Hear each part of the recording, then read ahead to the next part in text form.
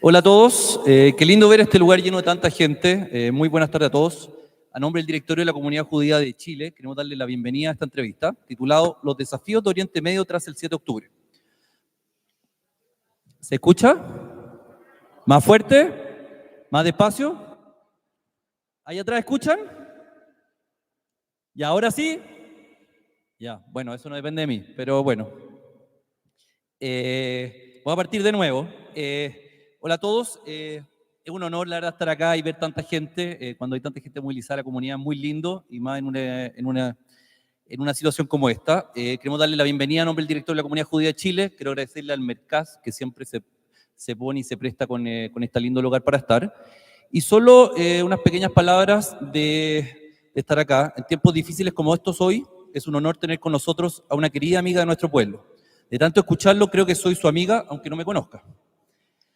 Pilar Rahola, nacida en Barcelona, licenciada en Filología Catalana, de larga trayectoria en medios y política. Fue diputada del Congreso Español entre los años 1993 y 2000, y como ella me dijo, muy honrada de haber sido distinguida con Javier Olam, un premio muy importante de esta comunidad, acá mismo, hace 20 años atrás. Y por sobre todo, una gran amiga del pueblo judío. También nos acompaña nuestra querida miembro de la comunidad y periodista Nicole Rodríguez, destacada en muchos medios. Hoy día la podemos escuchar todos. Hoy día yo la escuché en su podcast, así que felicitaciones. Y eso, espero verlo siempre lleno y a nombre del directorio estamos muy felices que estén todos ustedes acá. Gracias.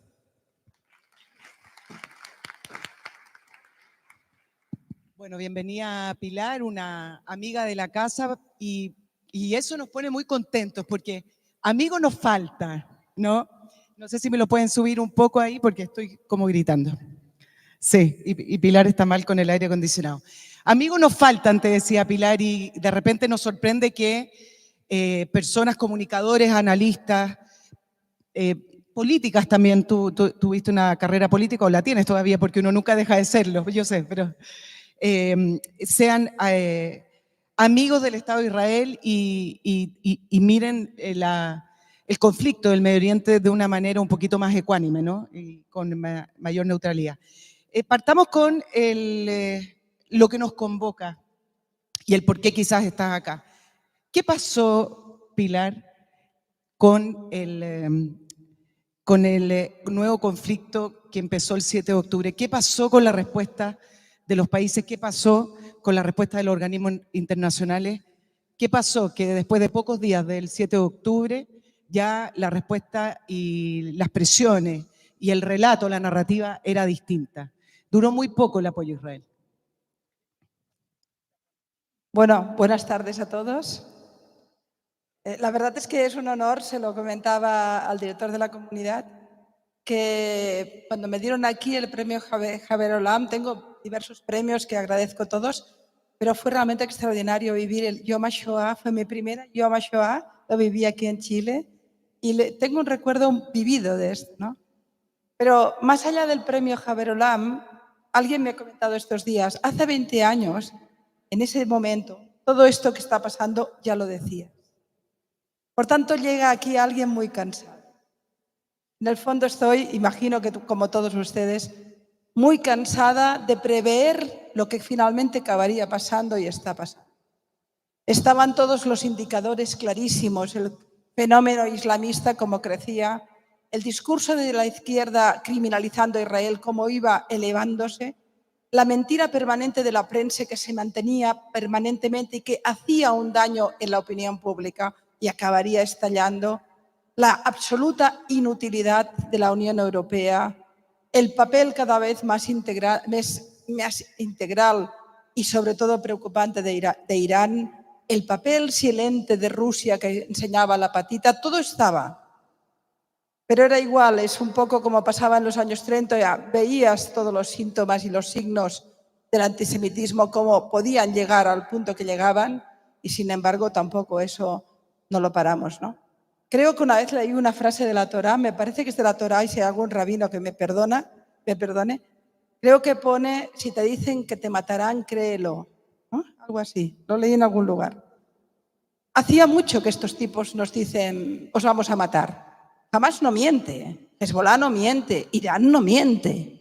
Quizá es el momento de empezar a creerlos, no en Israel, que ya los cree, aunque hubo un fallo de seguridad ahí importante, sino el mundo. Deberíamos empezar a creer. Tú me preguntas qué ha pasado, ¿no? ¿Qué pasó ese 7 de octubre? Empecemos, si te parece, por el análisis global. Lo que pasó en el 7 de octubre, primero fue el pogrom más importante, sin ninguna duda, que ha sufrido el pueblo judío desde la Segunda Guerra Mundial. Es decir, una matanza de esa naturaleza era inimaginable de que la pudiéramos ver, y la hemos vivido y se ha viralizado. Pero ¿quién decide eso y por qué lo decide y qué objetivo tiene? Primero hay que hacerse estas preguntas. Estos días he tenido periodistas, esta mañana, durante el mediodía, y les decía a todos, oigan, ¿por qué no se hacen las preguntas pertinentes? ¿Por qué no las hacen? Es decir, hay una guerra terrible. A ver, primero hay una matanza. ¿Qué buscaba la matanza? La guerra. ¿Era el objetivo? Es decir, cuando tú envíes 3.000 tipos con la consigna de matar a toda persona que encuentren, que entren en casas, que masacren a familias enteras, que se lleven niños o los maten, que violen a mujeres hasta a un nivel de barbaridad que ni conocíamos. Si tú haces esto, ¿qué pasará al día siguiente? Que habrá una guerra. Por tanto, el objetivo del 7 de octubre es crear una guerra. No es que Israel quiera una guerra, es provocar una situación tan insostenible, además con 200 secuestrados, que obliga inevitablemente al país agredido a desmontar la estructura militar que lo está atacando y además intentar salvar a sus secuestrados. Si se buscaba una guerra, es porque estos tipos de Hamas, además de terroristas, son tan estúpidos que van a provocar para que los maten, o que quien decide la guerra está muy lejos de allí y que estos son simples peones de una situación que los va muy para arriba. Y entonces es cuando hay que poner la lupa y abrirla. Nada de lo que pasó el 7 de octubre se decidió en Ramallah, nada, se decidió en Teherán. Y si no entendemos esto, no entendemos lo que está ocurriendo ni el por qué está ocurriendo. Es decir, esto que ahora empezamos a verlo como un mapa mayor, han aparecido los hutis del Yemen, ha aparecido la patita rusa, ahora parece que la gente ya ve cosas, pero estaba todo allí. Es evidente que, como hace siempre Irán, que siempre ataca a través de proxies, ataca a través de otros, ese Irán que ha atacado a Arabia Saudita permanentemente a través de los hutis en el Yemen, llevamos con esta guerra más de 10 años, o que ha atacado permanentemente a Israel a través de Hamas y a través de Hezbollah, activa la máquina explosiva para que se cree un problema de inestabilidad enorme. Eso es lo primero que pasa, ¿eh? Y lo segundo que pasa es, ¿por qué? Antes de entrar en el por qué, vamos a la parte geopolítica, que es interesante. 3 semanas antes del 7 de octubre, si uno revisa los discursos en la ONU, en el plenario, de, por ejemplo, de Benjamín Netanyahu y de otros también funcionarios del gobierno israelí, decía que eran los mejores tiempos de paz. Venía caminando el acuerdo de paz con Arabia Saudita, no sé si se hubiera concretado en estos meses o estaba planificado para el 2024, pero había avanzado y ese es el punto.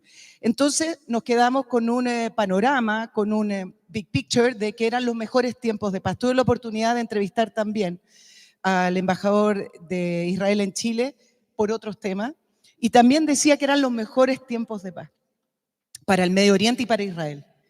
Pasaron 3 semanas y vino esto. Entonces la pregunta ahí viene en la segunda pregunta, Pilar. ¿Qué quieren producir con eso, aparte de la guerra, que es lo más concreto en el fondo? Sí, el problema que tenemos con los medios de comunicación, uno de ellos, es que permanentemente nos hacen creer que hay un problema entre Israel y los palestinos. Si fuera un problema entre Israel y los palestinos, estaríamos en otra situación. Hace muchísimo tiempo que es un problema entre Israel e Irán. Y es un problema entre Irán y el mundo, o al menos el mundo libre. Por tanto, este es un tema, nada de lo que ocurre de la yihad islamía, sobre todo, y de Hamas, es ajeno a las decisiones estratégicas, políticas y militares del régimen iraní. ¿Por qué querían una guerra? Porque yo estoy convencida, es decir, estoy convencida que hay un momento que se decide, 7 de octubre. Además tenemos datos, sabemos las reuniones que hubo con Nasrallah, de Hezbollah, con la Guardia Revolucionaria y los de Hamas y Yihad en el Líbano, sabemos las reuniones que hubo en Turquía, las que hubo en Teherán antes del 7 de octubre, y como he dicho estos días, como medio en broma, no se reunían para hacer una paella ni una fritada de carne, ¿no? Se reunían para lo que se reunían. Los motivos no nos lo han explicado, pero son evidentes. Estábamos a las puertas de firmar los acuerdos con Arabia Saudita.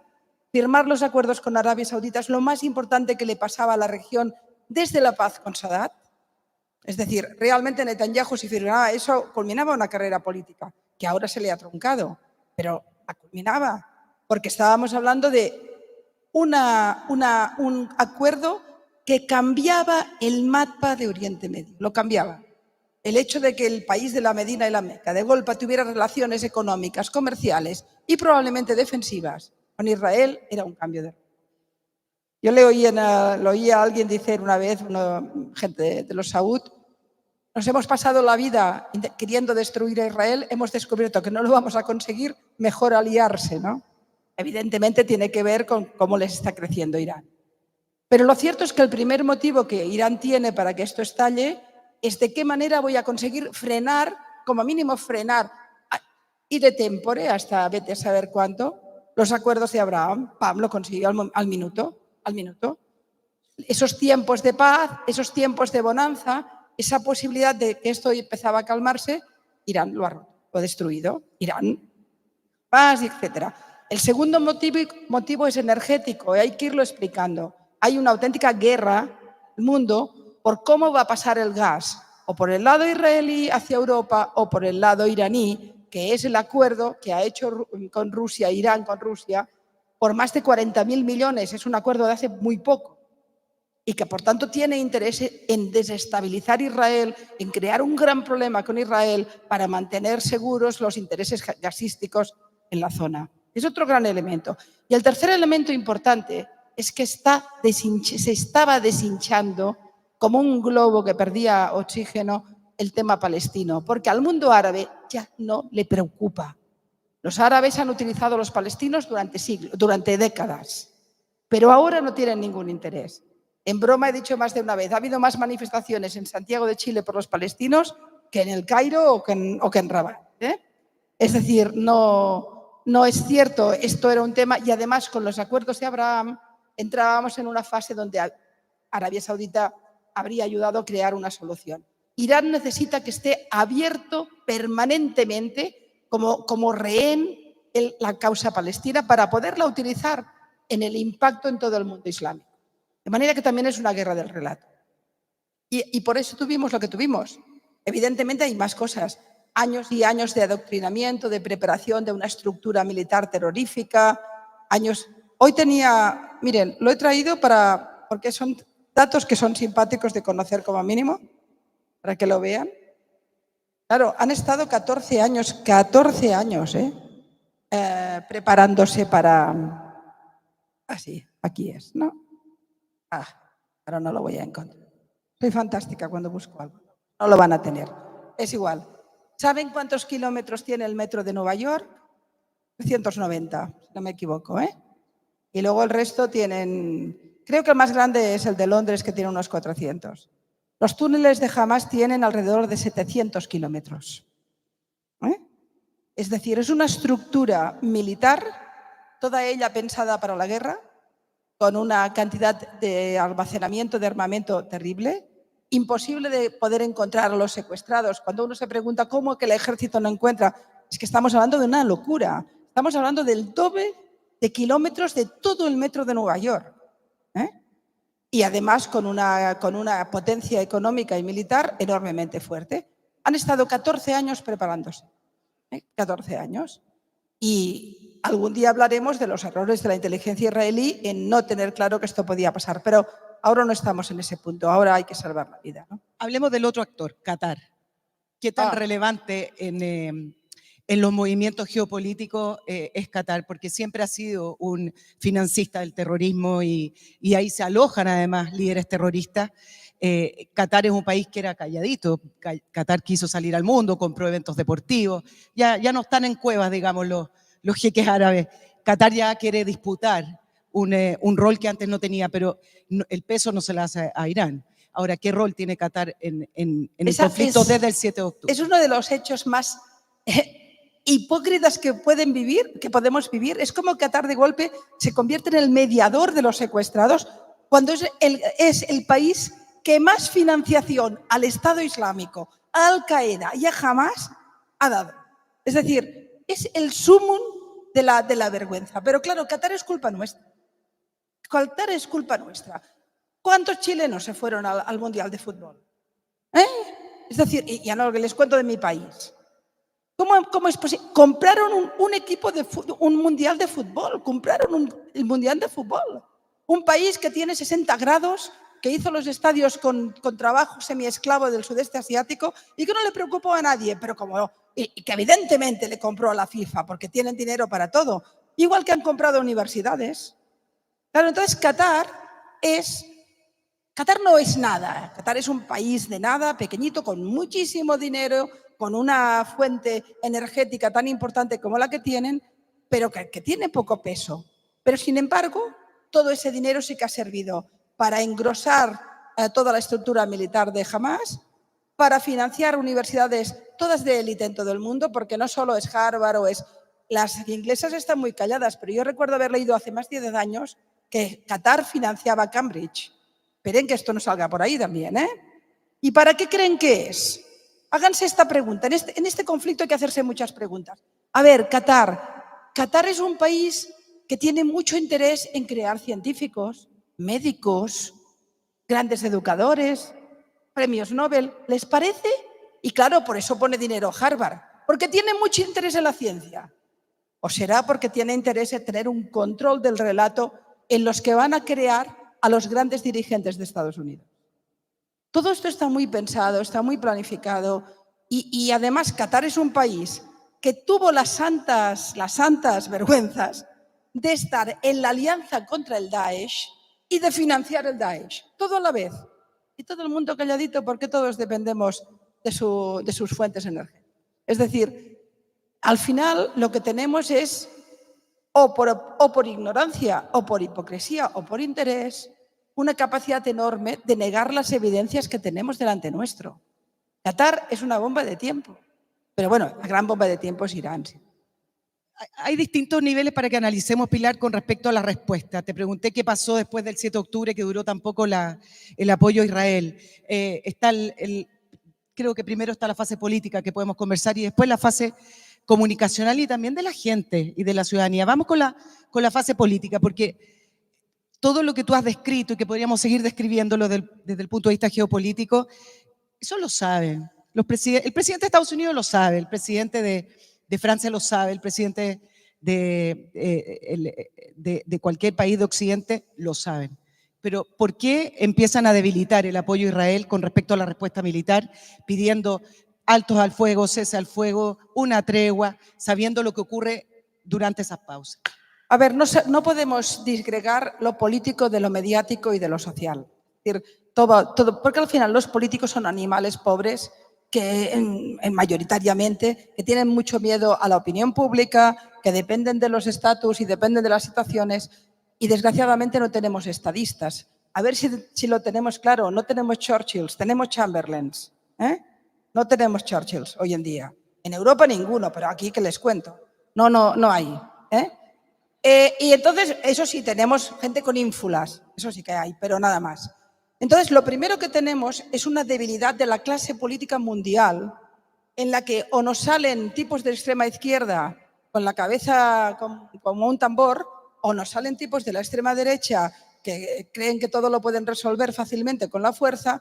Vamos adelgazando los centros políticos y además es un momento de gran debilidad intelectual. De manera que el momento actual es un momento de mucho riesgo porque, primero, no hay Churchills. Segundo, hemos ido alimentando durante décadas y décadas y décadas un discurso de criminalización de Israel que tenía que estallar un día u otro. O no nos lo esperábamos.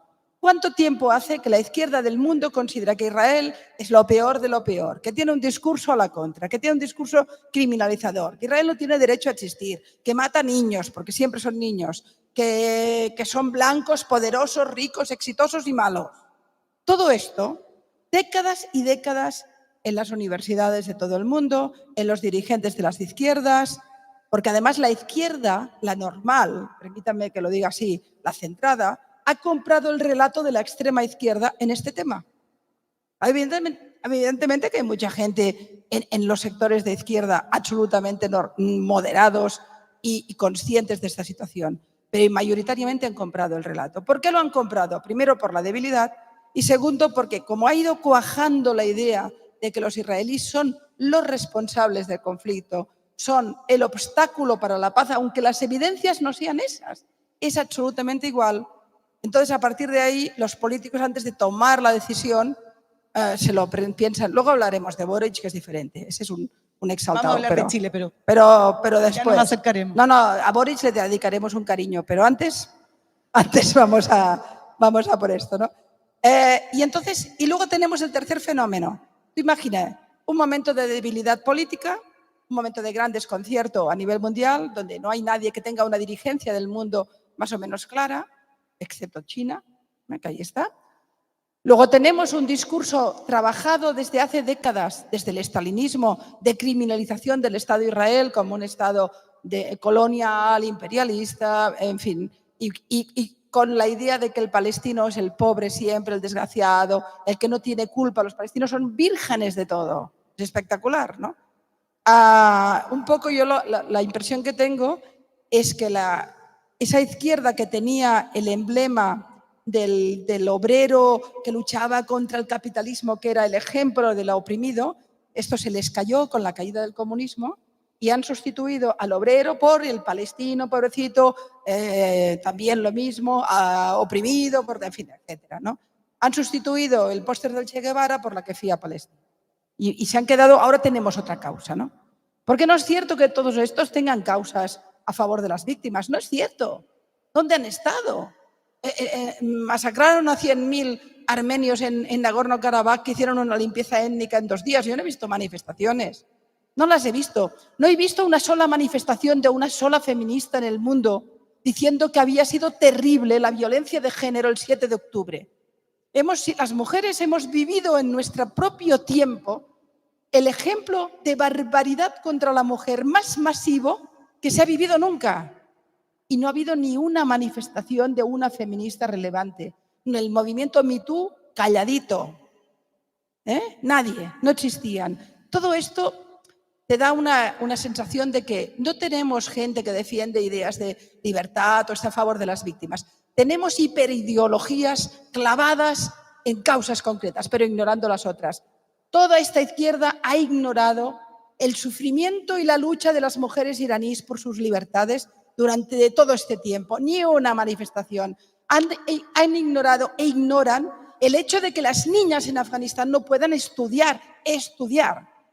Y no todo el mundo callado. Su presidente, ese simpático estudiante intelectual y maravilloso señor, no le da las credenciales al embajador de Israel, porque es lo peor de lo peor, y se las da al de Irán, al de Somalia, al de Azerbaiyán, a Putin. Es decir, ¿pero de qué hablamos?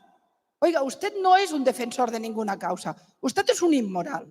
Y hay que decirlo en esos términos. Y lo siento porque me sabe mal, porque Chile no se merece que vaya el país de la manita de lo peor del mundo. Y el señor Boric ha tomado la manita de Chile y la ha puesto al lado de Maduro, al lado del de Colombia, al lado de Putin, al lado de los ayatolás. Pero ¿estamos locos? ¿Chile? ¿Un país con prestigio? Pero es lo que tienen. Bueno, esto lo he dicho hoy en la radio y creo que alguien me va a matar, pero...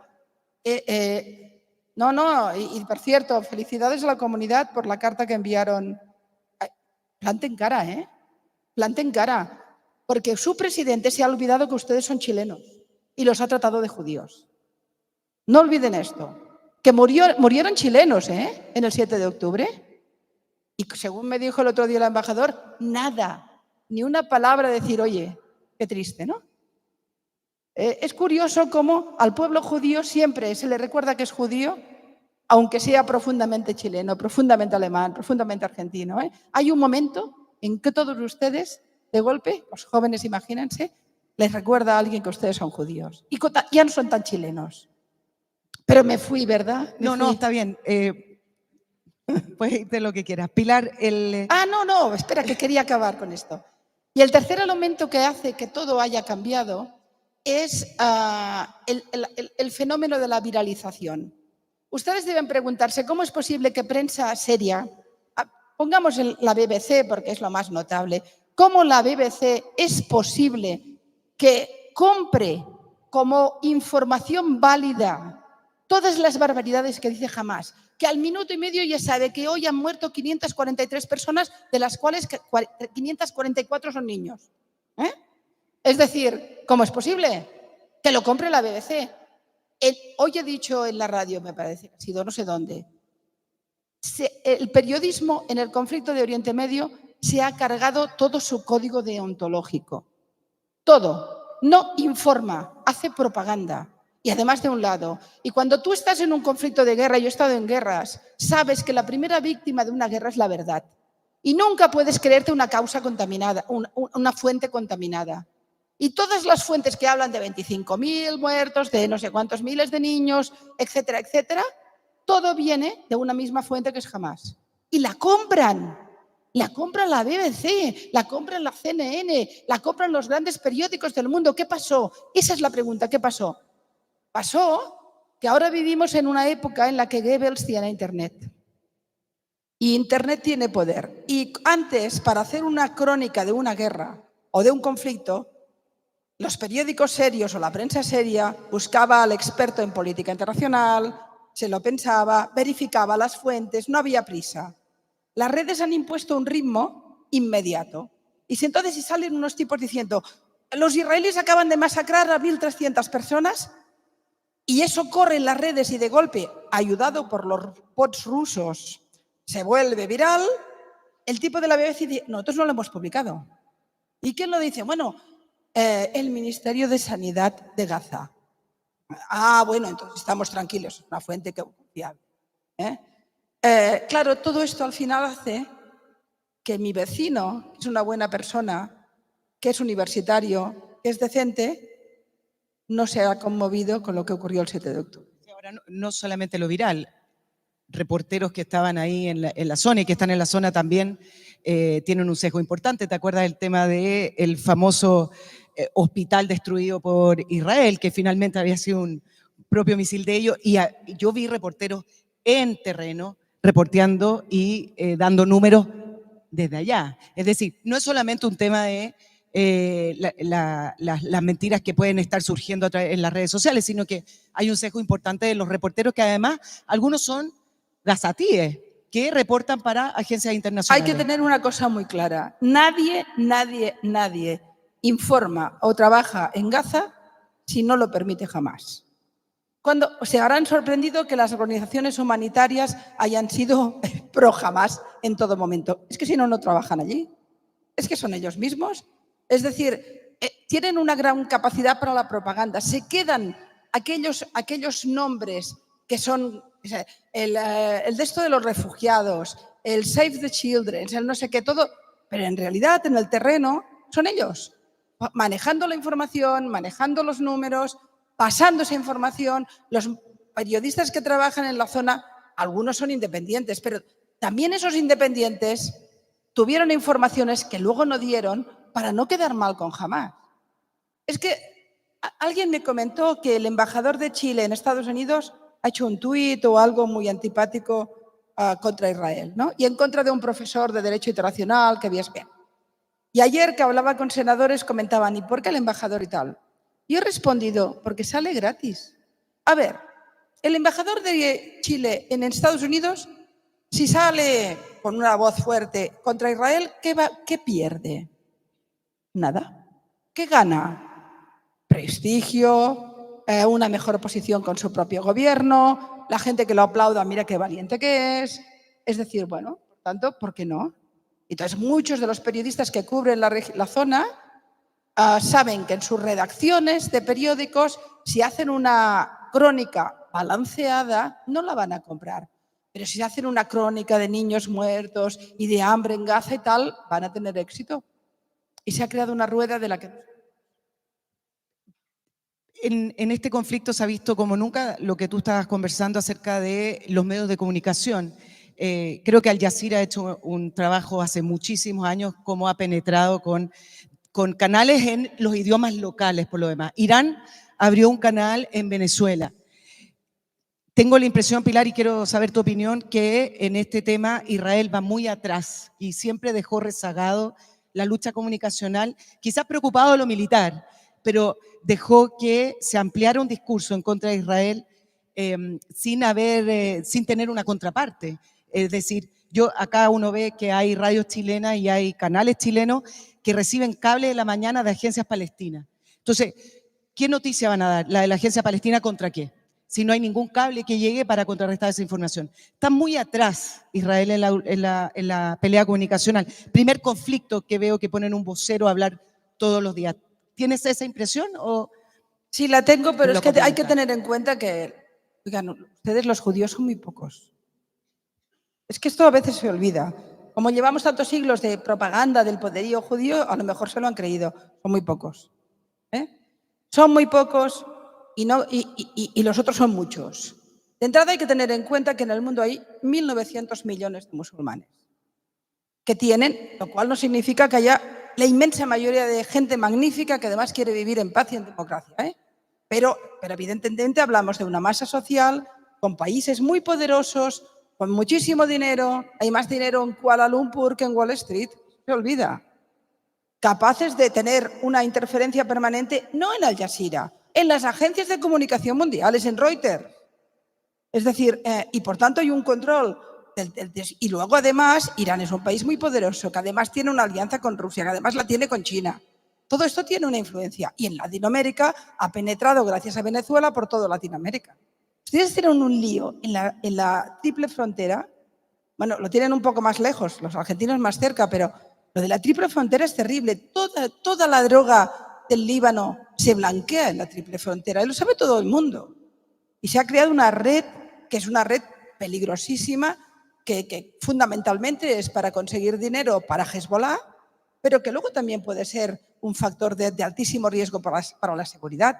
En Chile han penetrado muchísima gente de Hezbollah. Ustedes tienen aviones de la fuerza Quds pasando por aquí. Descubrieron que había algunos aviones de estos por lo que pasó en Argentina, bueno, en Paraguay. Gracias a Paraguay, un país pequeñito, pero mira tú, tuvieron valentía. Pero lo que está ocurriendo en Latinoamérica con Hezbollah es impresionante. Claro que es culpa del papel del chavismo, pero ahí está, ¿no?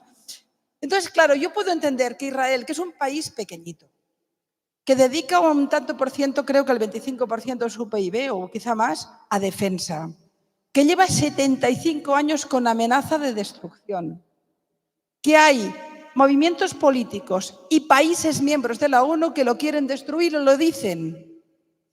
Si me dicen que te quieren matar, créelo. Tenemos eso. Que tiene 100.000 misiles de Hezbollah en el norte. Tiene organizaciones terroristas yihadistas en el sur, que además adoctrinan durante años y años a todas sus juventudes, a los que les secuestran el futuro. Porque educar a los niños al odio mata el futuro. Tendrán mucho presente y trágico, pero no tendrán futuro. Y todo esto es un desastre. Todo esto, ¿cómo lo contrarrestas en el mundo? Israel no tiene capacidad para hacer Hezbollah. Y además no tiene el crédito, porque nadie le va a comprar el discurso. Porque cuando hablan los de palestinos y dicen 1.000 muertos, dicen, mira, 1.000 muertos. Pero si Kaplan dice, no, el ejército israelita, bueno, estos son los israelíes, ¿qué van a decir? Propaganda, ¿no? No tienen crédito, no tienen manera, pero nunca la tuvieron los judíos. Todo lo que pasó con el pueblo judío durante el nazismo o el antisemitismo previo tenía que ver con la mentira, que no lo saben. Y también lo que pasa con Israel tiene que ver con la mentira. Y no se podía combatir entonces, y lo veo muy difícil ahora, que lo hagan, que lo intenten, pero es muy difícil. Pero estamos en otro escenario, Pilar. Después de la Segunda Guerra Mundial y después del Holocausto, se formaron redes, se formaron organismos. En Estados Unidos hay organismos y fundaciones que están observando constantemente el avance del antisemitismo. Hay judíos importantes que están en los medios de comunicación. Algo pasa con respecto también a los propios judíos de poder contrarrestar ese discurso y defenderlo con más fuerza, digamos. Entonces, no es el mismo escenario de cuando no existía Israel y no es el mismo escenario de 1945.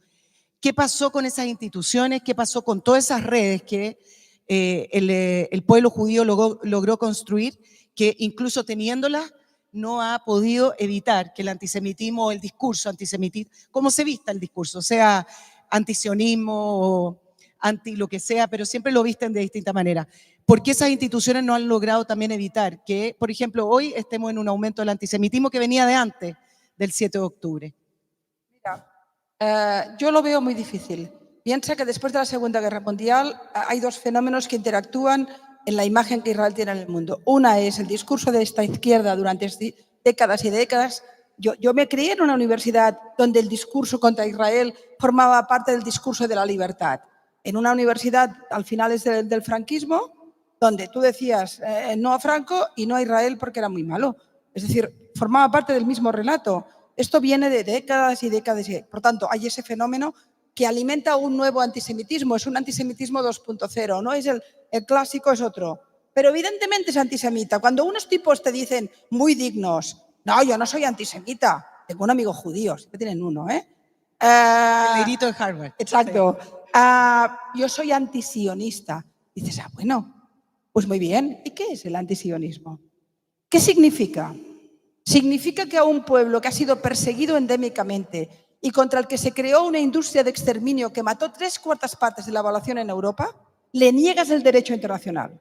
Eso significa. Por tanto, tú eres un antisemita. Porque tú no le niegas el derecho internacional a Gambia, a Ghana, a un montón de países que inventó Churchill después de la Segunda Guerra Mundial. Se lo niegas a los judíos. El único pueblo que ha sido condenado al exterminio. De manera que cuando tú dices que eres antisionista, eres un antisemita de pata negra, como el jamón, pata negra, pero en versión 2.0. Y este discurso antisemita nuevo ha ido creciendo durante todo este tiempo de una forma muy feroz. Y esto Israel no lo podía parar, ni el mundo. Y luego hay el segundo fenómeno. Nos ha aparecido el fenómeno del salafismo y luego posteriormente el fenómeno del yihadismo. Y todo ese fenómeno ideológico totalitario que finalmente nos ha matado a través de Al-Qaeda o a través del Daesh o a través del chiismo de Hezbollah y compañía con Irán o a través ahora de todas las sucursales que tienen o a través de Hamas, es profundamente antisemita. Y entonces no hay manera, por mucho que pueda haber redes. Os he traído unos datos, los últimos datos actualizados, porque realmente hay que tenerlos claros. Según la Liga Antidifamación Americana, solo el 26% de la población del mundo, 1.9 mil millones de personas, 1.900 millones de personas, son profundamente antisemitas, es decir, cumplen todos los requisitos del antisemitismo. Los judíos son perversos, dominan el mundo, crean problemas en el mundo, Israel no tendría que existir. A mí me parecen pocos porque 1.900 millones, poca gente, pero son 1.900 millones. Pero si lo ponemos en la lupa pequeño, eso en Chile significa el 37% de la población, 4.600.000. Solo en Chile, según el IDL, hay 4 millones de personas que son clásicamente antisemitas. Y si vamos alargando, en Francia el 37%, 18 millones, en Austria 28%, 1.900.000, etcétera, etcétera. Pero hay más. En los 3 meses transcurridos desde el 7 de octubre, se registraron 56 ataques antisemitas y 500 incidentes en campus universitarios. En Estados Unidos se han disparado a raíz de 3.291 incidentes antisemitas en estos meses. Representa el 361% en comparación a otros. 34 incidentes antisemitas por día. 56 han sido de agresión física grave. 554 incidentes de vandalismo. 1.300 de acoso verbal. 1.300 de manifestaciones que incluyen retórica de odio a los judíos. Estos son datos de Estados Unidos. Ya me dirán ustedes cómo podemos. Pero además la población judía en Estados Unidos es alrededor de haber 7 millones más o menos de judíos en Estados Unidos. 2,3% de la población. Sufren el 70% de los incidentes de odio. Esto es un fenómeno. Es, sin ninguna duda, lo dije cuando estuve tenemos a Shai, que es el director de Combat Antisemitism Movement, que trabajan extraordinariamente contra el antisemitismo, y con él hicimos la conferencia en la OEA en Washington, y yo empecé diciendo, el antisemitismo es hoy el delito de odio más grave del mundo. Nadie es más cosas que antisemita.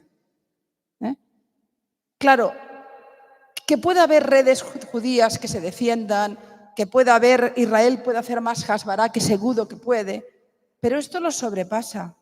El antisemitismo es cosa de los no judíos. Es decir, no me pregunten por qué estoy aquí. Es que yo lo sé, es que primero matan a los judíos y después a los otros. Esto lo sabemos desde siempre. Y entonces pensar que este fenómeno de odio, que es una escuela de odio, va a quedar aquí, ya sabemos que no. Ya sabemos que el antisemitismo lo que nos avisa es de que hay una profunda enfermedad de odio en las sociedades en las que estamos, sociedades libres. Y lo hemos visto en el 7 de octubre. De golpe pasa todo esto y gente decente no tiene misericordia, no crea empatía, no sufre, te banalizan lo que significa Hamás, te la aplauden, te van con banderas LGTB a manifestaciones de Hamás. Es una locura. Y toda esta situación Israel no la puede combatir. No puede. Podemos cada día pedir. Ustedes tienen que organizarse, tienen que trabajar, tienen que sacar... Por cierto, tienen que plantar cara, ¿eh? Por eso yo aplaudí a la comunidad. No es un momento de gueto, ¿eh? Es un momento de alzar la voz, de salir del armario. Y yo lo hablaba otro día con un amigo que tampoco es judío como yo, y yo le decía, qué pesado está el tema, porque claro, yo cada día recibo 3.000 genocidas, ¿no? Soy genocida, mato niños, soy amigo de los de niños, en fin, es muy pesado. Vale, llevo casco y ya está, pero es pesado. Pero sin embargo decía, pero es justamente ahora cuando hay que alzar la voz. Es este momento, cuando tenemos que gritar, aunque no nos escuchen, que estamos en un momento crítico de valores sociales y de valores éticos en la sociedad. Los judíos nos avisan que hay un problema en la sociedad. El sufrimiento judío nos avisa de eso. Y no conocer eso cuando tenemos una historia tan pesada detrás. Pero no sé, pero bueno, sí, Israel podría dedicarse un poco más a bajas. Con respecto a Chile, Pilar, las izquierdas en el mundo siempre han estado asociadas a la causa palestina, en el caso de Chile también, pero nunca se ha traducido, nunca se tradujo en la política exterior, por lo menos de nuestro país. Y en este minuto esa realidad cambió.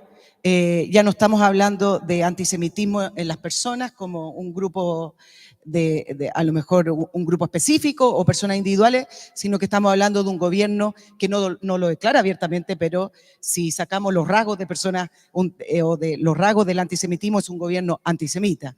¿Te sorprendió la posición de Chile? Y si lo comparamos, por ejemplo, con México, que también pretenden ir a la Corte Penal Internacional. ¿Cuáles son las diferencias que tú ves entre los países latinoamericanos que también están contaminados con esto? Bueno, la verdad es que el papel de Chile me sorprendió primero porque Chile es un país que tiende a tener un cierto prestigio. Es un país pequeño, pero que siempre tuvo una cierta buena imagen. Y por tanto te esperas presidentes un poquito más sensatos, o menos esperas que ese discurso tan extremo, tan radicalizado y tan antisemita. Yo no tengo ninguna duda que Boric es antisemita, profundamente, ¿eh? Pero ninguna. Es decir, no, y si lo tuviera de antes se lo diría. Y además se lo demostraría. Quizá no lo sabe, pero lo es. Lo más probable es que no lo sepa. Puede. Pues entonces que vaya al psicólogo, porque es evidente. Pero, sí lo sabe. Pero para mí es un desastre, porque a Petro o a Maduro no se lo cree nadie. Las barbaridades que dice Petro, te las pones ya, dices, bueno, otra. Forma parte del circo. Igual que Maduro, ¿quién va a hacerle caso a un tipo que habla con los pajaritos? No, ni caso. Pero Boric ha conseguido una cierta imagen de tipo un poquito más intelectual, un poco más serio. En Europa tiene esa imagen. Y de golpe te sale con ese tipo de actitudes que son de extrema izquierda, pero además que sitúan Chile en la zona mala del mundo. Esto se está moviendo. En algún momento se va a clarificar todo esto, va a salir la niebla, Y vamos a tener que saber si estamos con los rusos y los chinos y los iraníes o estamos en el otro lado. Va a ser así de claro, aunque sea más complejo, así de claro. Y Chile se está situando en ese lado. Y es inconcebible. México juega más civilinamente, es más chamberlano, más chamberliano, va haciendo así.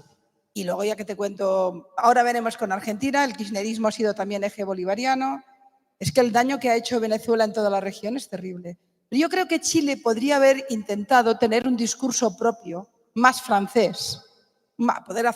¿Por qué no hacer un discurso, un relato mucho más equilibrado, liderando el relato en Latinoamérica? Que podría, porque está vacío el liderazgo.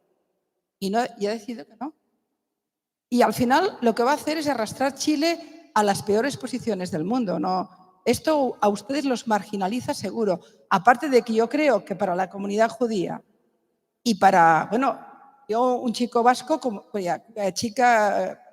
mataron, uno de los que murieron era una chica chilena, casada con un vasco, que tardaron semanas y semanas en identificarlos por cómo estaban de quemados. Pero el horror que sufrieron antes de morir. Y este tipo es el presidente de Chile. ¿No ha dicho nada? Es que claro... Y después tiene una comunidad judía, no tiene nada que decir. Se olvidó que eran chilenos. A mí me parece terrible. Por tanto, yo creo que todo el continente hace mucho tiempo que ha perdido el norte, que no encuentra su lugar en el mundo. Hay como una nostalgia de las revoluciones de los años 60. Luego basculan entre posiciones de golpe muy a la derecha y posiciones muy a la extrema izquierda y no acabas de encontrar un punto de equilibrio. Y en el tema de Oriente Medio se apuntan a la marea. Pilar, pero aparte de la afinidad ideológica de la izquierda, se puede calcular, hay algunos cálculos, pero te lo pregunto a ti desde Europa, ¿cuánto mueve en dinero el lobby palestino? Con distintas funciones y con distintos objetivos, pero ¿cuánto mueve también en causas humanitarias que nunca son humanitarias finalmente? No, nunca lo son. No, pero es que no es el grupos. lobby palestino, es que todo el mundo islámico ha estado alimentando el discurso contra Israel y a favor del pueblo palestino. A favor de un pueblo palestino al que condenan permanentemente estar secuestrado por Hamás. Porque yo alguna vez que he tenido debates con tipos así muy duros les he dicho siempre, tú no eres pro-palestino, yo sí. Yo quiero que el pueblo palestino viva en paz, que no esté sometido a unos locos yihadistas que te esclavizan a las mujeres, que matan a los estudiantes disidentes, que matan a la oposición, pero si incluso masacraron a la Autoridad Nacional Palestina cuando llegaron a Gaza, que los tiraban desde el ático. No sé si se recuerdan aquellas imágenes. La gente no tiene memoria. Es que jamás es esto. Acaba de hablar el máximo líder político de Hamás desde Qatar diciendo, como Estado palestino, nuestro objetivo es la destrucción de Israel. Pero si hablan claro. Pero toda esta izquierda no la oye. No la oye. Estos tipos defienden lo peor. A ti y a mí, estos tipos nos matarían. Pero ya no por el tema de nos matarían por mujeres libres, emancipadas, que pensamos lo que queremos y amamos como queremos. Y nos matarían. Eso es esa ideología. Y a los primeros que secuestran es a su propia gente. Yo estoy a favor del pueblo palestino. Quiero que vivan en paz. Estos días lo he preguntado mucho. ¿Por qué en Gaza hay hambre? Hoy he visto un informe de la ONU diciendo que hay una situación de riesgo de hambre en Gaza. ¿Por qué? ¿No se lo preguntan? Ningún lugar del mundo, ninguno, ha recibido más millones de dólares por habitante que Gaza. Todas las administraciones del mundo han enviado dinero a Gaza.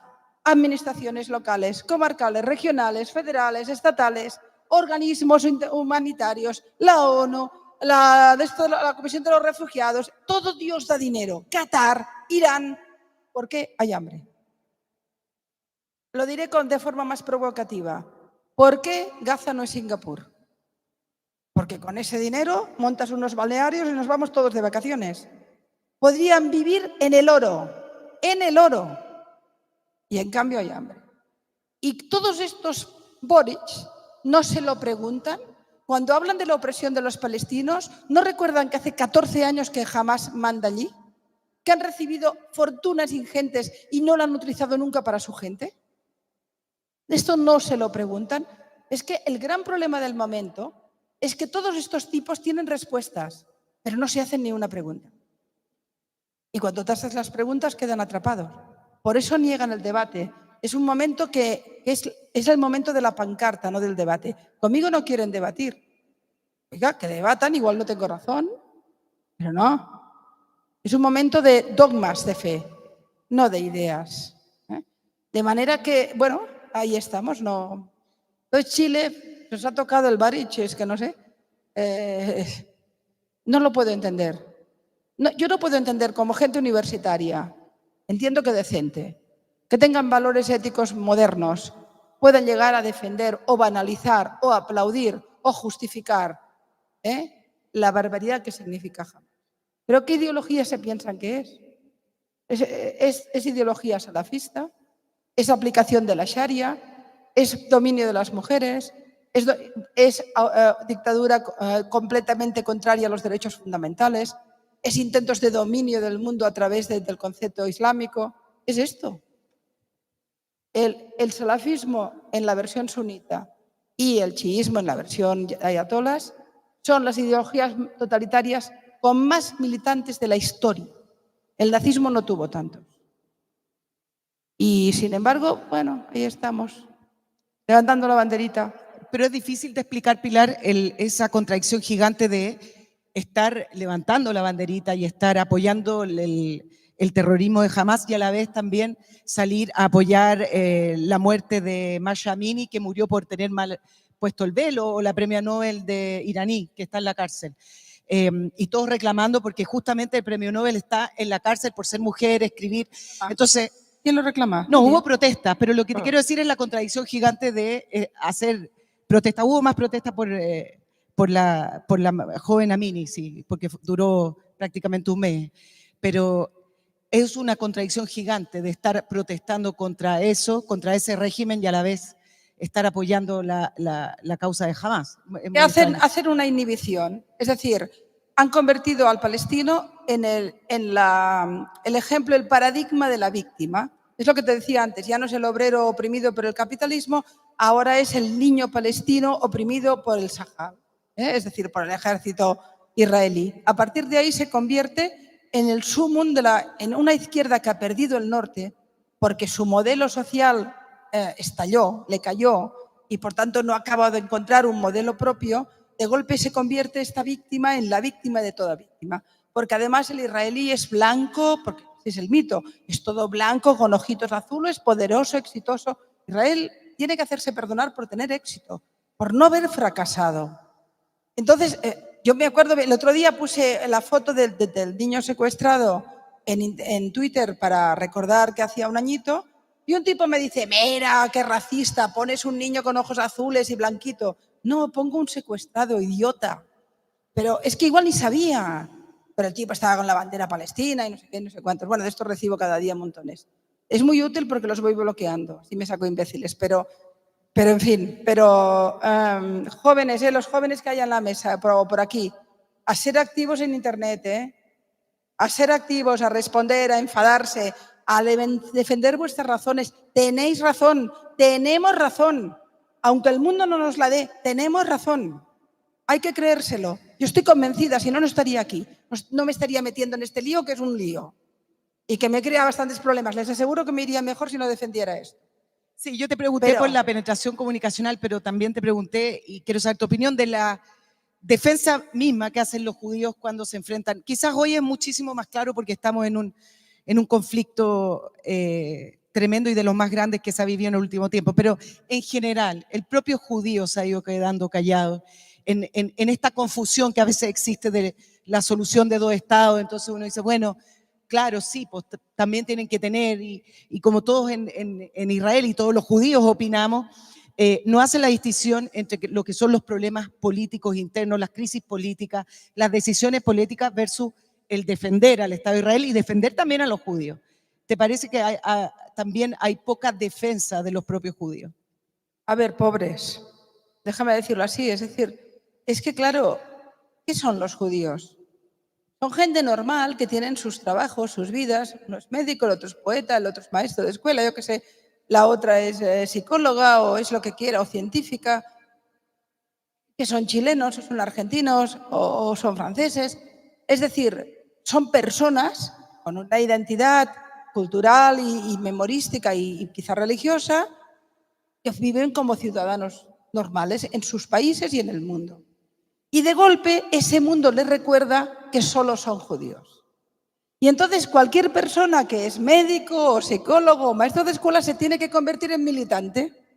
Yo entiendo que esto es muy pesado, es decir, y tendrán que hacerlo, pero porque van a tener cada uno en su papel hacer de judío y defender la causa. Pero yo entiendo que ¿por qué? ¿Por qué ser un judío de Chile te tiene que obligar a ser un militante de una causa? ¿Qué mal has hecho? ¿Qué daño has hecho? ¿Qué culpa tienes? Y lo mismo pasa con Israel. ¿Por qué Israel es el único país del mundo demonizado? ¿Por qué sus presidentes siempre son malos, malísimos? Los habrá mejores, los habrá peores, pero ¿por qué cualquier tipo en cualquier lugar del mundo sabe quién es el malo en el conflicto y el bueno? Aunque no sepan nada de política internacional. Entonces, claro, yo cuando estoy con la comunidad judía no sé nunca qué decirles, porque tengo que decirle a esta buena gente que además de todo lo que hacen en la vida, padres, abuelos, niños, jóvenes, maestros, tienen que ser algo más. Tienen que ser algo más. Los necesitamos, les necesitamos, pero es muy pesado. Y luego además ustedes como pueblo democrático, muy dialéctico, con mucho individualismo en el buen sentido, tienen montones de organizaciones, no siempre están contentos unos con los otros, tienen fama de conspirar y nunca conspiran, son un desastre. Nosotros sí que conspiran esto, ustedes nunca. Yo no he visto nada más difícil de conspirar. Claro que tendrían que crear un Estado mayor en esta situación y empezar a tener estrategia común tanto de reacción como de comunicación. Yo me iré de aquí diciéndoles 3 cosas y no tengo ningún derecho.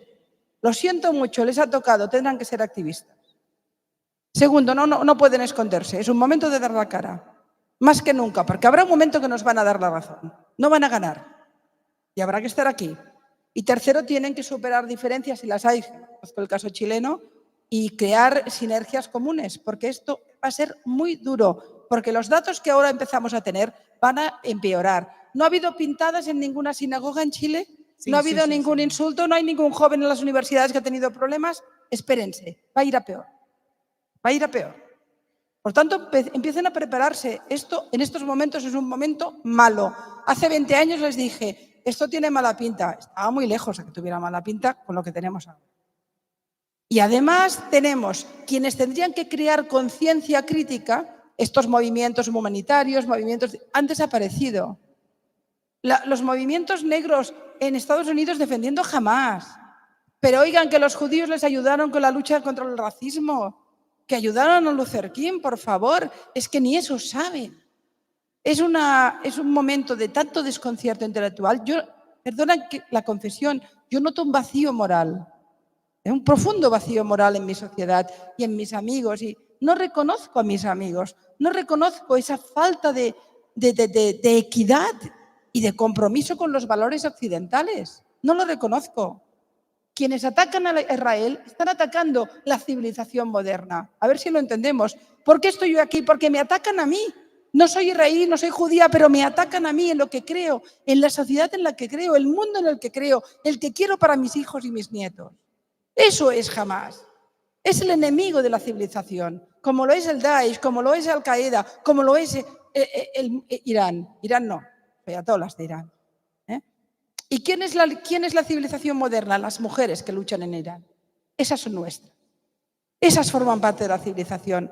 Es decir, no es un choque de religiones, no nos equivoquemos. Es un choque entre los valores de la civilización moderna y los valores de la concepción totalitaria. Y Israel está en la placa tectónica, allí en medio, sufriendo el choque. Se habla del suicidio de Occidente, con la respuesta de las universidades, de los medios de comunicación, de líderes políticos, de líderes de opinión, y se habla que después Occidente se va a arrepentir. ¿Tú lo ves así? Sí, bueno, que sí. Occidente se ha suicidado muchas veces. O sea, nos suicidamos en el Holocausto, Vicente. Mire qué faena hicimos. Matamos a 6 millones de judíos y tenemos 20 millones de musulmanes. Ganamos. Y perdonen el sarcasmo, pero es evidente que estuvimos hundiendo toda la civilización moderna en Auschwitz. Ahí matamos una parte de lo que significábamos. como cultura, como ilustración, como todo lo que habíamos trabajado durante 2000 años para convertirnos en una sociedad mínimamente decente, murió en Auschwitz. Pero hemos muerto varias veces y hemos resucitado. El momento actual es un momento de profunda quiebra de los valores occidentales. Primero porque no sé si lo recuerdan, pero la democracia no es lo más exitoso en el mundo. En el mundo no hay más democracias que dictaduras, hay menos. Y ahora tenemos democracias más débiles que hace 10 años y tenemos más dictaduras. Además, algunos de los países han descubierto que pueden ser ricos, tecnológicamente avanzados y no tener libertades. Este es el mundo en el que estamos. Los grandes movimientos sociales en Europa están todos en crisis. Tenemos un problema de identidad. Estados Unidos está como está. Latinoamérica, que les cuento. Entonces, ¿qué es Occidente? Todo Occidente está en una crisis profunda de valores. Entonces, bueno, es un suicidio, es un desconcierto, es un momento de desconcierto. Pero pagaremos como occidentales haber banalizado Hamás. Lo pagaremos, ¿eh? Pagaremos no habernos solidarizado con Israel desde el primer minuto y decir, esto es ese momento, ese niño que toma el teléfono y llama a su papá y dice, papá, he matado a 5, y el padre le dice, estoy orgulloso de ti, eso es la muerte de la civilización. Y que Boric no vea que ahí se muere todo, es que no entiende nada, es que no es decente. Volvamos para atrás a propósito. Luego me tendré que ir de Chile corriendo. Te vas a tener que ir tú y varios otros nos vamos a tener que ir. No. Bueno, yo dejo bombitas y luego me iré, ya ustedes harán. Hablaste de la causa y está clara las otras causas. Creo que uno de los problemas fundamentales al momento de defendernos como pueblo judío y defender la existencia de Israel, es que no sabemos cuál es la causa, por absurdo que suene. Es decir, cuando tenemos que defendernos, ¿de qué nos tenemos que defender? De existir, de ser judíos, del derecho que tiene Israel también de existir. Es muy difícil, Pilar, y ayúdanos a definir la causa que tenemos que definiéndola, creo que el relato está más claro. Los 10 mandamientos. En el fondo, ustedes inventaron la civilización moderna. Los 10 mandamientos, está todo ahí. Los 10 mandamientos y la Carta de Derechos Humanos. Lo tenemos todo ahí. No hay más, ¿eh? Es decir, lo que el fenómeno que nos ataca en estos momentos quiere destruir es eso. Es la idea de la civilización. Cuando un tipo baja de una montaña y dice, miren, esto de matar no está bien, y pone no matarás, está creando la civilización moderna. Y esto después, evidentemente, la ilustración, el enciclopedismo, la Carta de Derechos Humanos, la creación de la Liga de Naciones, todo esto son intentos de la humanidad para consolidar una sociedad de seres libres. Los valores occidentales es sociedades democráticas con libertades fundamentales, con niveles de tolerancia que permitan identidades, culturas y religiones diferentes. Estos somos. Y esto es lo que atacó el nazismo, lo que atacó el comunismo y lo que ataca ahora el yihadismo. Y esto es Hamás. Es decir, en Israel lo tienen. Ustedes tienen una franjita de 2 millones de personas donde en las escuelas enseñan a sus niños a prepararse para ser mártires, o a amar la muerte, o a estar orgullosos de matar. No hay nada ahí posible. Antes les decía, no hay futuro ahí, solo hay tragedia. Es la oscuridad más absoluta.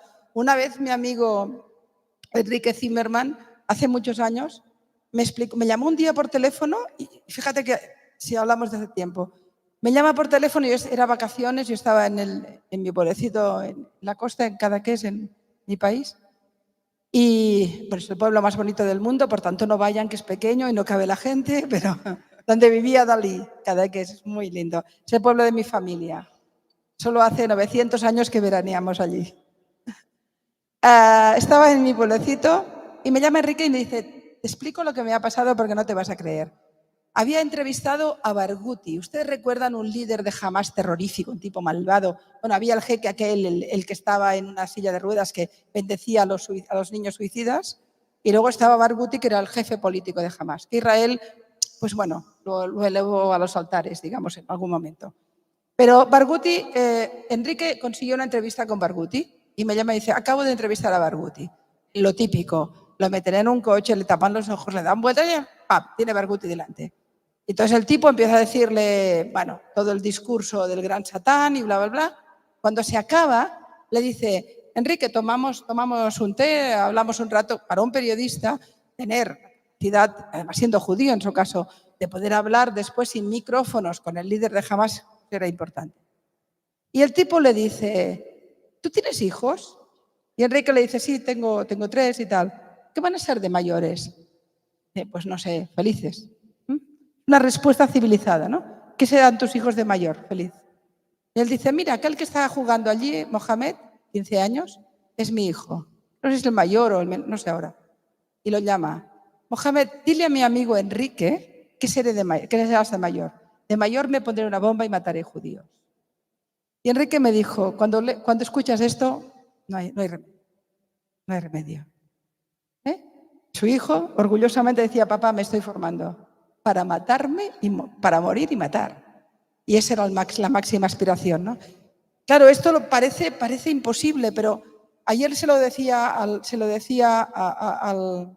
embajador de Israel, decía, es que estos tipos nos matan con teléfonos vía satélite conectados con la Edad Media. Si la conexión es del siglo VIII, es el salafismo, son los primeros salaf.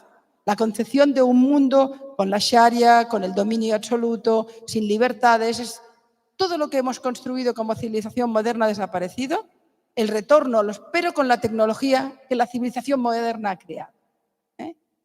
Ahora me han dicho que está lo del BDS en el Parlamento chileno. Lo van a votar. Pues si lo votan y lo aprueben, ni un medicamento israelí que para Chile, perdónenme ustedes. ¿O qué es el boicot a Israel? ¿Qué es el boicot a Israel? Porque todos los inventos que ha hecho Israel en medicina, en ciencia, en conocimiento, que no lleguen a Chile. Es que es una locura. Es un movimiento racista. Que un parlamento democrático de un Estado democrático pueda votar eso es la exaltación máxima del racismo. Y desde luego es un atentado contra todos ustedes. Muchos años han querido votarlo, no ha avanzado. Ahora ha avanzado un poco más. Bueno, es que el nivel de propaganda, capacidad de propaganda de los palestinos que han conseguido que a los 2 días olvidáramos la matanza del 7 de octubre y solo habláramos de niños palestinos masacrados por el ejército israelí, que siempre es así, siempre hay poderosos israelíes, como si el ejército israelí fueran alienígenas de otro mundo, no fueran los hijos y los hermanos y los amigos de... No, una gente poderosa, oscura, que no tiene cara, no tiene deshumanizados, que matan niños. Es la misma fórmula del antisemitismo clásico. En la Edad Media, en la vieja Sefarad, el judío oscuro con la nariz así, que por las noches bebía la sangre de los niños cristianos. Siempre es lo mismo, oscuridad y niños, ¿no? Es antisemitismo de manual. Pilar, nombraste la vieja Sefarad. ¿Cómo se puede entender que hace 6 años más o menos, yo creo que un poquito más, se aprobó una ley, a ver si pueden prender un poquito más el aire? Calor horrible. Bueno, es el calor que hace en Chile. ¿Qué pasa en Chile con el calor? Pasa de todo en Chile. Todo ha pasado en muy poco tiempo. Esto no es culpa de Boric. Todos los ciclos y todos los climas y todo. En España aprobaron una ley de reparación para el pueblo judío, dando esta nacionalización, tratando de reparar algo que no se puede reparar, que es la historia, pero finalmente es una ley que nació de la política. Algo bien. Algo, pero el punto es cómo pueden aprobar esa ley y finalmente ver la reacción que uno ve también posterior al 7 de octubre de apoyar en parte a Hamas. El gobierno de Sánchez es complicado, pero son contradicciones muy grandes, Pilar. Bueno, porque pasa lo mismo. Es evidente que en el caso de los sefardíes, de los viejos sefardíes, o de los marranos, todo el tema había una conciencia y diría que una complicidad, había un consenso amplio en que había que resolver este tema histórico. Y por tanto sí que ahí no hubo disidencia, porque además, bueno, los judíos muertos tampoco preocupan mucho. Los que preocupan son los vivos. Entonces, tener una restauración de la memoria de lo que pasó históricamente a través de los descendientes, bueno, había un amplio consenso. Pero lo que ha ocurrido ahora es que el Partido Socialista, que es un partido más central que Podemos, ha comprado el relato de Podemos, como ha pasado en toda la izquierda del mundo, que han comprado el relato de la extrema izquierda en el tema israelí. Y luego además Pedro Sánchez es un oportunista, es un diletante, tampoco es Churchill, tampoco. Y bueno, encontró en la causa palestina un motivo de popularidad y de liderazgo, por tanto se apuntó. Pero en España está fatal. Mira, te enseño o os cuento la portada del Mundo de ayer, el periódico El Mundo, si alguien los lee. Era con Hamás la portada. La portada son una imagen de unos tipos de Hamás con las pistolitas, titular: cara a cara con los mártires de Hamás en Cisjordania. La muerte es solo otro paso en nuestro camino. Subtítulo: El Mundo conversa con varios miembros de la organización islamista en su bastión del campo de refugiados de Jenin, que sufre las continuas incursiones del ejército de Israel. Claro, no hay ni una sola frase de este titular que no pervierta profundamente el código ético del periodismo. Todo él es una banalización del terrorismo en estado puro. Pero ya está. Y este es un periódico conservador, imagínate el país. Es decir, hablé un poquito de las proyecciones, como para ir cerrando. Irán entró abiertamente a este conflicto atacando Pakistán, atacando Irak, atacó una parte de Siria también. ¿Cómo crees tú, Pilar, que va a seguir desarrollándose este conflicto? Y si es posible realmente llegar a un acuerdo de paz, que yo no sé con quién es el acuerdo de paz, porque en el caso de la Autoridad Nacional Palestina, con Mahmoud Abbas, está muy mayor, digámoslo así, y ha perdido autoridad dentro también de la causa palestina. Tampoco nunca estuvo muy fino, es decir, que Mahmoud Abbas, no olviden que cuando se graduó, su tesis fue sobre los protocolos de Sion, es decir, que, en fin. Bueno, a ver, Irán, a mí me sorprendió el ataque a Pakistán porque Irán, como decía antes, nunca ataca directamente. Otra cosa es Irak, porque en Irak lo que ocurre es que ellos utilizan las minorías chiitas en cada lugar para convertirlos en fuerzas de resistencia y de alianza. El Líbano se lo han quedado. Líbano sí, yo no puedo entender que aquí hay algunos, que cualquiera que sea descendiente de los libaneses pueda ser pro Hamás. Este es el sumum, y si eres cristiano es que eres directamente un tipo loco. ¿Cómo puede ser? Pero oigan, hoy en día, en el siglo XXI, hay más mártires cristianos que en los principios del cristianismo. El Islam está destruyendo las comunidades cristianas en toda la región. En el censo de Saddam Hussein a finales del siglo XX había alrededor de 1.300.000 cristianos en Irak, entre caldeos católicos y asirios ortodoxos. No quedan más de 300.000 y habían sobrevivido 2.000 años en la región. Es decir, la limpieza étnica de todo el gran movimiento cristiano, de familias ancestrales de 2.000 años de historia en toda la región de Oriente Medio y más allá, la vivimos cada día. Yo he escrito un libro titulado SOS Cristianos donde lo explico, que me lo prologó, por cierto, Sanguinetti. Y al mundo no le preocupa, ni al Vaticano le preocupa, porque con el Islam hemos topado. Antes topábamos con la Iglesia, ahora hemos topado con el Islam. Y todo lo que tiene que ver con el Islam no lo tocamos y nos lo comemos por miedo, por lo que sea, ¿no? Bueno, y respecto a lo que me preguntabas, no lo recuerdo. Yo tampoco, no. Hablemos de cómo vaya a desarrollarse el conflicto hoy con un Irán, Irán, mucho más presente, sí, ya está, sí. Abiertamente entrando en guerra. Pero Irán, a ver, Irán ha hecho movimientos desde hace mucho tiempo. Irán lleva una planificación de dominio de toda la región que cuajó de manera muy importante después de la guerra de Siria. Todo esto tiene unos movimientos, son como piezas del rompecabezas.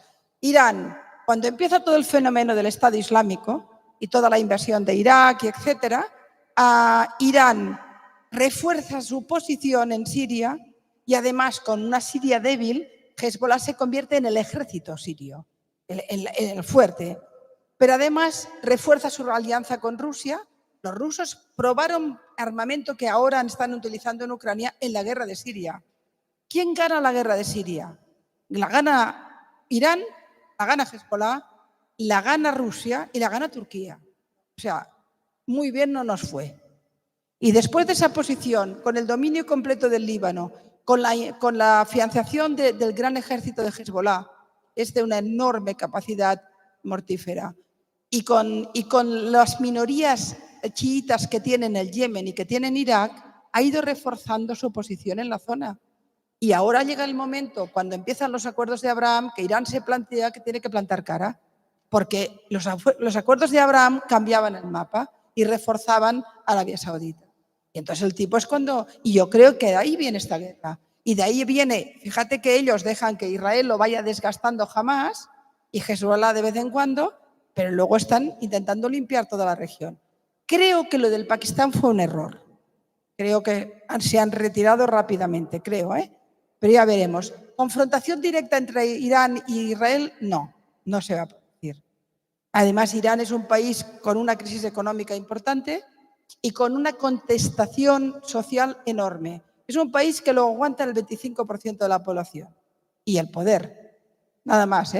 Intentaron alguna manifestación contra Israel y las dejaron de hacer porque no les han salido. Es decir, la protesta en Irán los persas son gente muy importante y muy interesante. Lo que pasa es que están con un régimen terrible, ¿no? Entonces, bueno, es que el mapa del mundo se está moviendo y como pasa siempre, todo pasa por ustedes.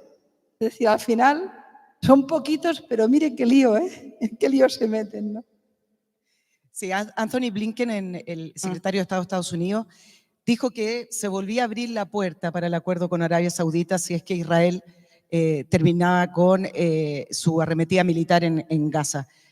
¿Crees que por ahí va o Sí. finalmente? Al final de cuentas la pregunta, Pilar, es ¿cuánto crees que va a durar esto? ¿O nos tenemos que preparar para algo largo? Los saudíes, incluso en el peor momento de la guerra, ya avisaron a Israel que ellos no se retiraban, que puede que los acuerdos tarden más, que no sea el momento, pero que están ahí. Porque además es que a los saudíes es a quien más les preocupa el crecimiento de Irán. Es que, es decir, oigan, yo tengo al lado un vecino que es Israel, que es poderoso, que tiene una capacidad defensiva extraordinaria y que quiere ser amigo. Y tengo un país poderoso que puede tener armas nucleares que es enemigo mío. Y al final, ¿con quién me alío? Ya se ha superado. Los saudíes se lo dicen claramente. Con Arabia Saudita se van a producir cuando, eso ya es más difícil. Porque ahora que, primero, la guerra es muy difícil de parar en las próximas semanas. Mientras haya secuestrados, no podrá retirarse el ejército. Recuperar a los secuestrados va a ser una locura y una complejidad, y vete a saber dónde y si están vivos, y en fin, todo es muy difícil. La propaganda va a continuar y nadie sabe en estos momentos, incluso cuando hablas con gente muy bien informada en primera línea, nadie sabe esto hacia dónde va. Lo que sí podemos imaginar es que cuando acabe la guerra, si podemos tener un momento de que acabe la guerra o si produzca algún tipo de tregua, en fin, en ese momento habrá que reconstruir Gaza. Y habrá que hacerlo con una coalición internacional. Yo creo que esto es lo mínimo. Sin Hamás. Hamás va a acabar, La estructura militar de Hamás, Israel la va a matar. La idea no. No matarán la idea. La historia, ¿sabes?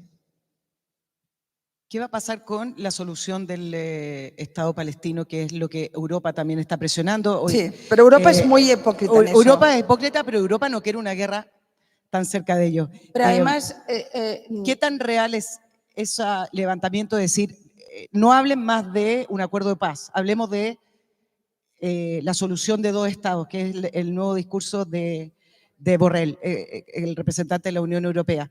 Y por debajo te pregunto, Pilar, ¿cuánto apoyan realmente a Israel? Porque Europa sabe. No, Borrell no, porque Borrell es un antisemita. Así Borrell lo conozco mucho.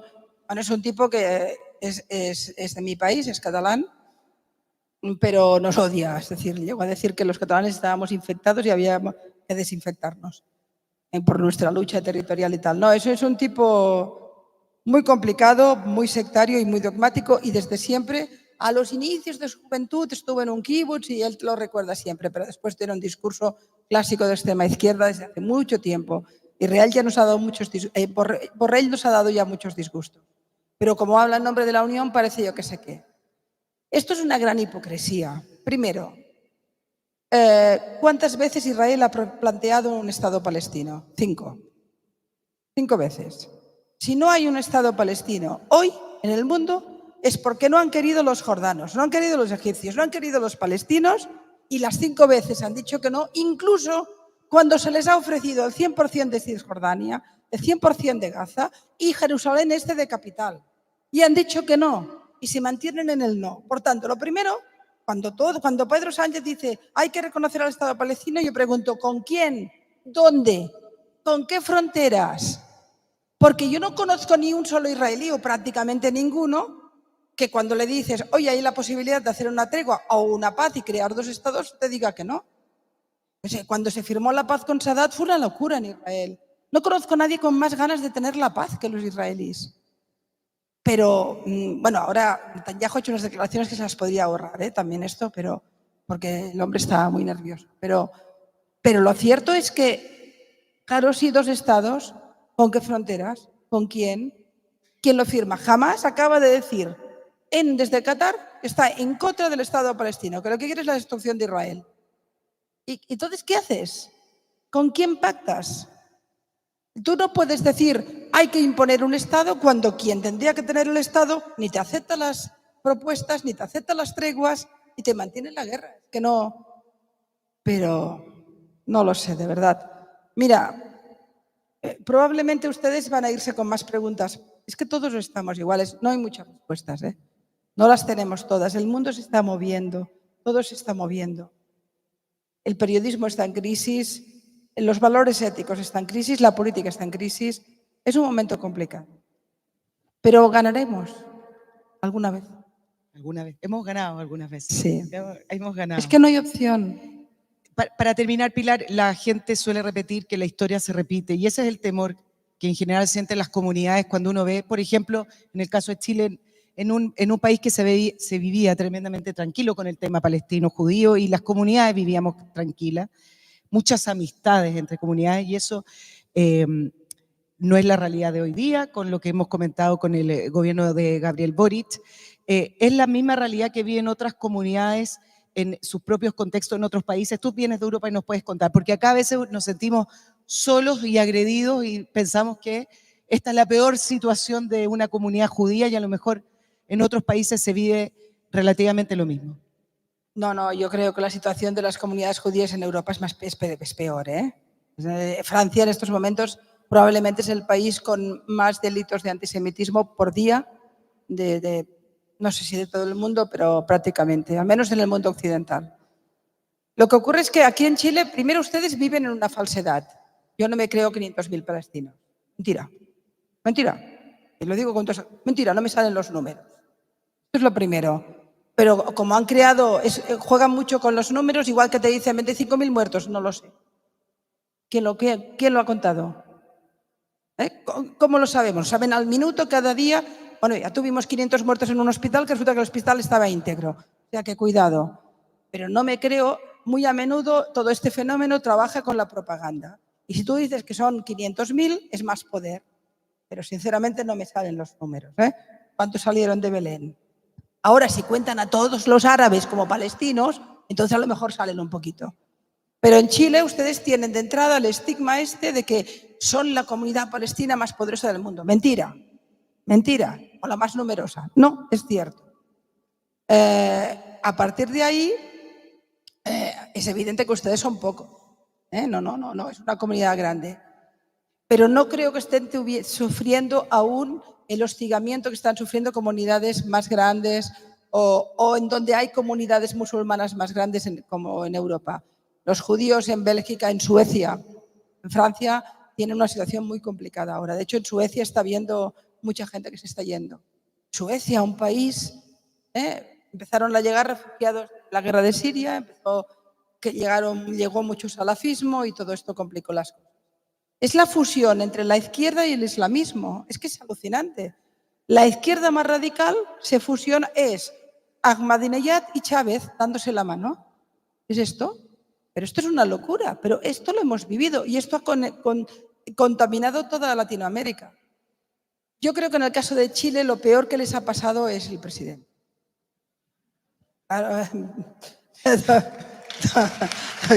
Entiéndame. Quedan 2 años. No, porque si él hablara como militante, pero habla como presidente del país, contamina la institución presidencial. con su actitud, está contaminando la propia presidencia en una actitud determinada, optando por despreciar a, ¿cuántos son ustedes? No sé, pero 12.000, 20.000 chilenos, entre los cuales alguna víctima. Y esto es gravísimo. Pero no tengo la información de que en Chile se haya producido más antisemitismo real, físico, del que se está produciendo en Estados Unidos, que es muy serio, y en algunos lugares de Europa. Aún están lejos de esto. Pero no sé si es consuelo, pero por lo menos podemos compararnos con otras situaciones. Pero yo creo que... Es que nos cambiaron el país también. Al menos que a Boric no le salga gratis. Yo lo comentábamos antes, lo de la Carta de la Comunidad, me pareció un gesto de enorme valentía. Es decir, oiga, no estamos aquí, usted nos ha ofendido, se ha reído de nuestros muertos, de nuestras víctimas, de nuestro dolor, y por tanto no se lo podemos perdonar. Que no les salga gratis, tienen que incomodarse, profundamente, y tienen que recordarle al pueblo chileno que por culpa de Boric Chile está quedando en un lugar del mundo muy sucio, muy oscuro y muy feo, y que eso Chile no se lo merece. Bueno, vamos a agradecerle a Pilar Rahola, un aplauso.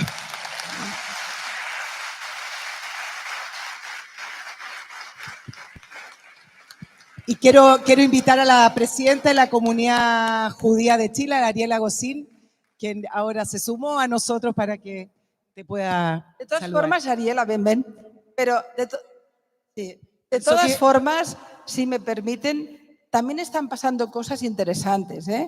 Por ejemplo, Estados Unidos estamos preocupados, pero Biden movió los portaaviones y los puso allí.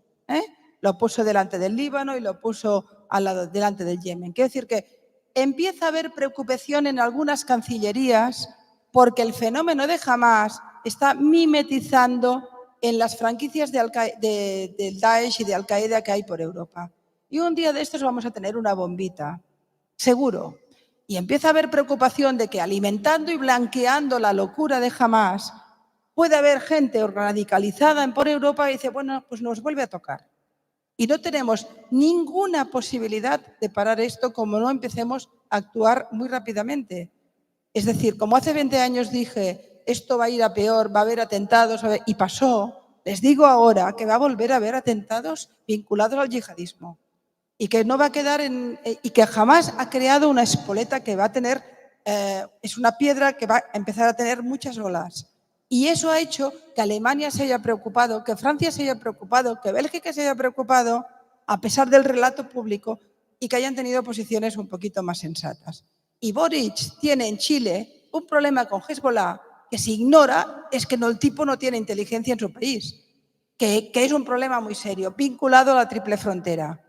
Y eso también le puede estallar en la cara. Cuidado que este es un tema que al final es un tema global muy peligroso. Y ya está. Bueno, yo primero les pido disculpas porque llegué un poco tarde y ¿saben de dónde venía? No.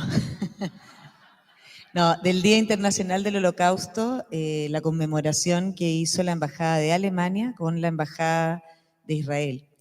Y estaban todos los embajadores de Europa y algunos otros países, entre ellos Estados Unidos. Fue tremendamente emocionante, porque evidentemente es un Día Internacional del Holocausto distinto a otros.